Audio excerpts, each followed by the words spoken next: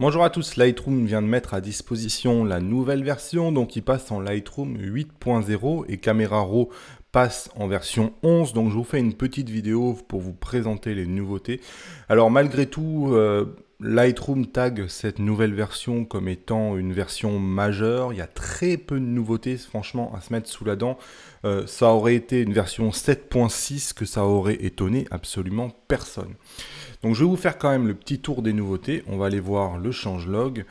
Ici, on a un nouveau support des derniers appareils photo qui sont sortis. Donc on a l'hybride Canon, le Fujifilm X-T3 et on a le Nikon Z7. On a quelques nouveaux objectifs pareil récemment sortis. Une des grandes nouveautés de ce Lightroom, c'est de se lancer un peu plus activement qu'avant dans le mode connecté. Alors ici, j'en parlerai très peu dans cette vidéo parce que je considère que déjà ça ne concerne pas Fujifilm pour l'instant, ça concerne surtout Canon et ensuite ça concernera Nikon. Mais le mode connecté, c'est tout simplement la capacité de connecter, par exemple en USB, votre appareil photo lorsque vous êtes en studio et lorsque vous prenez une photo, vous avez la possibilité de contrôler l'appareil photo, de changer les réglages, de faire les photos. Tout va arriver directement dans le logiciel. Bref, le logiciel en fait prend la main sur l'appareil photo, c'est ce qu'on appelle donc le mode connecté. La grosse nouveauté de ce Lightroom, c'est le changement de version du processus qui traite les fichiers RAW. Vous savez, c'est quand vous êtes dans le module développement, vous avez ici processus dans étalonnage, on passe maintenant en version 5. Alors c'est entre guillemets un événement parce que c'est pas quelque chose qui arrive tous les jours. Depuis que Lightroom existe, c'est le 5e nouveau processus de traitement des fichiers RAW. Pour autant, on voit très peu la différence. Donc je ne vais pas vous dire que c'est le jour et la nuit pour avoir fait quelques comparatifs. J'ai jamais vraiment trouvé une grande différence. Dans les faits, Lightroom nous dit que ça va permettre deux choses. Ça va permettre l'amélioration de la qualité de la réduction du bruit lorsque vous êtes à haut ISO. Ça va permettre de réduire toutes les tonalités magenta, les tonalités violettes, vous savez, qu'on voit apparaître dans le bruit, dans les ombres, lorsque vous faites un zoom sur une photo qui a énormément de bruit et qui a subi un peu de réduction du bruit. Donc Lightroom dit qu'il s'améliore à ce niveau-là. Bon, encore une fois, moi j'ai fait quelques comparatifs. Ça ne m'a pas sauté à la figure. Et ça permet aussi une amélioration de la correction du voile dans les négatifs. En effet, Adobe s'est rendu compte qu'on utilisait très peu la correction du voile dans les négatifs. Tout simplement parce que l'effet qui est produit quand on utilise le curseur négatif, c'est comme si on mettait un filtre blanc finalement devant la photo. Et de manière générale, c'est pas assez bon, l'effet n'est pas assez naturel pour qu'on l'utilise. Donc ça, c'est l'ancienne version. On voit qu'on a vraiment une espèce de filtre blanc partout. Et quand maintenant j'applique le nouveau processus, hop, voilà, on a quelque chose qui va être un peu plus naturel, un peu moins uniforme, qui va préserver les contrastes et qui finalement va donner vraiment cet effet voile qu'on recherche quand on essaye d'accentuer un voile. On a une nouveauté, c'est le fait d'avoir la capacité de faire des panoramas HDR. Donc en fait, c'est la fusion de deux fonctions. Jusqu'à maintenant, si vous vouliez faire un panorama HDR, vous aviez besoin de assembler les photos HDR, donc les photos du bracketing, et 2, ensuite faire un panorama de photos HDR. Bref, c'était un peu compliqué. Maintenant, Lightroom va vous permettre, vous voyez ici, j'ai fait un panorama HDR. Et Lightroom va vous permettre de sélectionner toutes vos photos et de faire fusion de photos panorama HDR, tout simplement.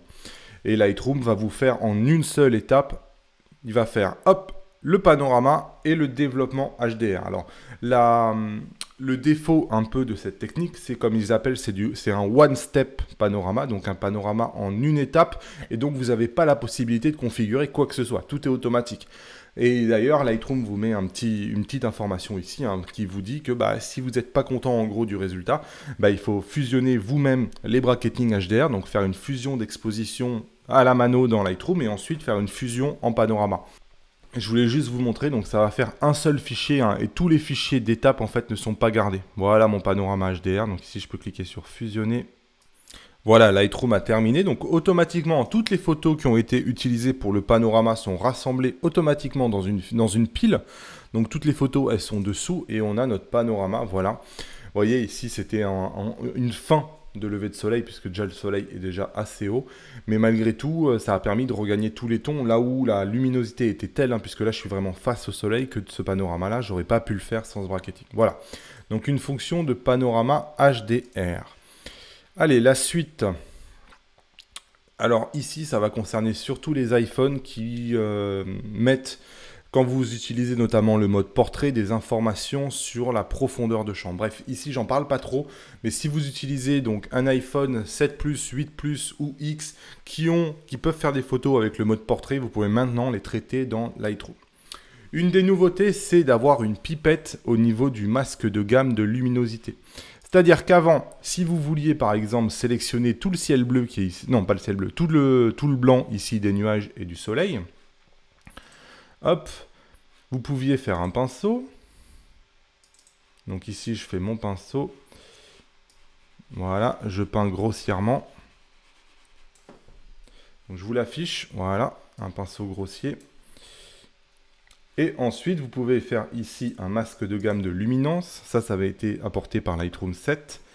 La nouveauté, c'est que maintenant, vous avez une pipette. Jusqu'à maintenant, il fallait choisir son niveau de luminance un peu au hasard et regarder comment ça réagit. Maintenant, vous pouvez prendre la pipette. Vous cliquez sur un point et Lightroom va calculer la luminance de ce point-là et va sélectionner un intervalle de gamme de luminance pour pouvoir sélectionner tous les tons de cette luminance-là dans votre sélection. Donc ça va être beaucoup plus simple qu'avant, vous n'aurez plus besoin de tâtonner pour essayer de comprendre tel point correspond à peu près à quelle luminance. Voilà, un coup de pipette et hop, la sélection est faite. Bon voilà, vous comprenez probablement pourquoi au début de cette vidéo, j'ai dit que cette version de Lightroom, pour moi, aurait dû s'appeler 7.6. Ça ne mérite pas comme ça une version majeure Lightroom 8, comme s'il y avait eu des changements fondamentaux, des nouvelles fonctions incroyables que n'avait pas Lightroom 7. Bon, là franchement, peu de différence. On a un curseur correction du voile qui marche un tout petit peu mieux dans les négatifs, une pipette pour le masque de luminance, mais enfin c'est tout. Il y a quelques petites nouveautés dont je n'ai pas parlé. On a le Lightroom qui va lire un tout petit peu mieux certains fichiers vidéo. Enfin, on est sur des choses qui sont quasiment anecdotiques. Alors certes, si vous êtes chez Canon, vous avez probablement le mode connecté qui est beaucoup plus fluide qu'avant, qui est beaucoup plus rapide, mais enfin là encore, on est à mon sens pas dans le cœur de cible de ce que propose aujourd'hui Lightroom. Allez, comme d'habitude, lâchez-moi les pouces levés vers le haut. En complément de cette vidéo, si vous êtes chez Fuji, vous avez le guide de démarrage du fugiste débutant. Et à bientôt sur la chaîne. Salut!